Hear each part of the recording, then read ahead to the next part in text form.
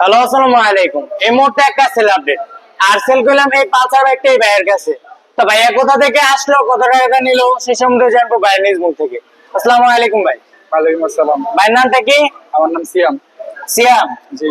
এই বাইকটা কত টাকা নিলেন? 62,000 টাকা দিয়ে। 62,000 টাকা। জি। এটা চালাই দেখছেন? জি, আলহামদুলিল্লাহ অনেক ভালো। এটা সম্পূর্ণ পেপার বুঝে পাইছে? জি, আলহামদুলিল্লাহ। আমাদের শ্রমিক কেউ বলে নাই তো আপনাকে যে এটা নেন বা ওইটা নেন, না, এরকম না, কেউ সুপারিশ না, করে নাই? খারাপ হলে খারাপ, খারাপ বলে ভালো হলে ভালো বলি। হ্যাঁ।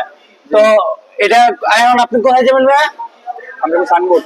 সাইনবোর্ড যাবেন এই রাত্রিগুলা? জি। তো ভাইজান যেন সুস্থ সবল ভাবে তার নিজ গন্তব্যে পৌঁছাতে পারে, সেই জন্য আমরা সবাই দোয়া করব। আর আমাদের জন্য দোয়া করবেন, আমরা যেন বাংলাদেশের মধ্যে আরো কম প্রাইসে বাইকগুলো সেল করতে পারি। আর আমাদের লোকেশন হলো গিয়ে নরসিংদী জেলার মাধবদী বাস স্ট্যান্ড।